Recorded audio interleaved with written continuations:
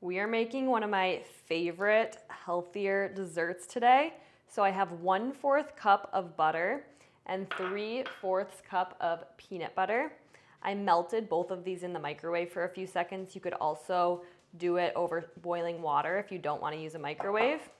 So I'm just gonna gently mix this together. Like I said, this is a healthier version of one of my favorite desserts growing up, and I'm guessing it's probably some of your favorites, or at least one that you like.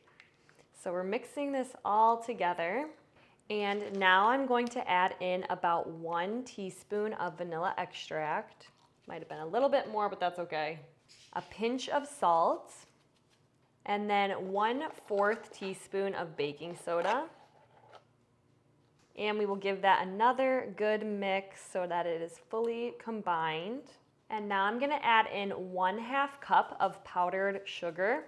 I'm using powdered monk fruit to keep this recipe sugar-free, but you could use regular organic powdered sugar, and these are still gonna be a lower sugar option. Because 1/2 cup, it might sound like a lot, but it's really not when you're making an entire batch of cookies. So 1/2 cup of regular powdered sugar will still end up being a pretty low sugar cookie. Next, I'm adding in 1 egg. You wanna make sure to do this at this step because if you add it in earlier, the peanut butter and the butter might still be too hot and we don't wanna cook that egg. It would not be good to have scrambled egg in your peanut butter cookies. So we're gonna mix that in. I have a little helper here. This is Lottie. Say hi, Lottie. She smells peanut butter, so she is obviously all up on the counter. So mix that all together. And lastly, we're gonna add some almond flour. I'm adding about 1/2 cup. And we'll see if this brings us to the right cookie dough consistency, and we'll just go from there. But this should be good, I'm thinking. Okay, this looks great. This is exactly what we are looking for, so I'm not gonna add any more almond flour. And I am going to take my tray that I have lined with parchment paper here, and I'm just gonna take my cookie scoop, and we're gonna scoop out about a tablespoonish each for each cookie. Hi, Lottie. I know you want a cookie too. I know. You're so sweet. You're such a sweet girl. Lottie here is a doodle. Does anyone who is watching have a doodle for a dog? Let me know in the comments and let me know what kind of doodle you have if you do. So like I said, we're just scooping out about a tablespoon, maybe a heaping tablespoon per cookie. So now I'm just gonna take each cookie dough ball and I'm gonna roll it so that it is nice and smooth. And then I'll place it back onto my parchment paper. Now to make these into peanut butter blossom cookies, I'm taking a teaspoon and I'm just gonna gently press into the center of each cookie. Just like this. Lottie, are you helping?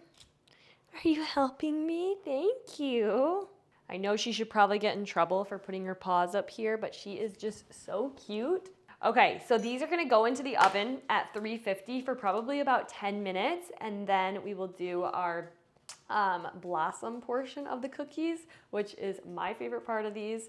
I think the peanut butter and chocolate combination is the best. So I'll put these in the oven, let them bake, we'll let them cool, and then we'll do the chocolate part. Stay tuned to see how we make the blossom part, the chocolate part of the cookie, healthier too.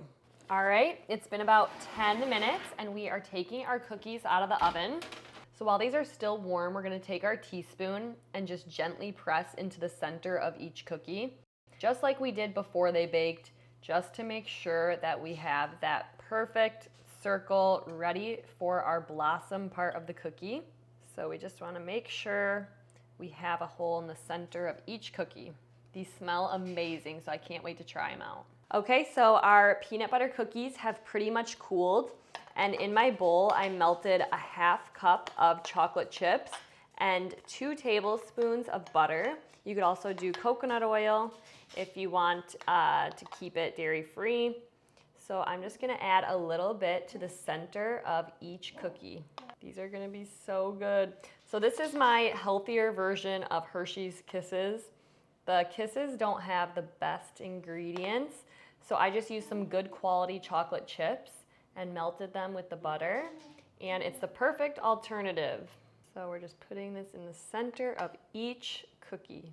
So like I said, these are healthier peanut butter blossom cookies. They are gluten-free, they're dairy-free, they're a lot lower in sugar, and we even used some good quality dark chocolate in place of those Hershey's Kisses. So these are gonna be so delicious, and they're a much healthier treat.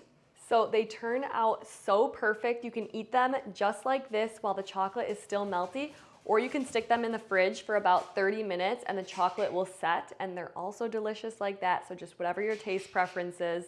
Also, ignore my puppies running around in the background. They are crazy doodles and they have the zoomies. So I hope you guys love this recipe, and let me know in the comments if you love peanut butter blossom cookies and if you'll try these out.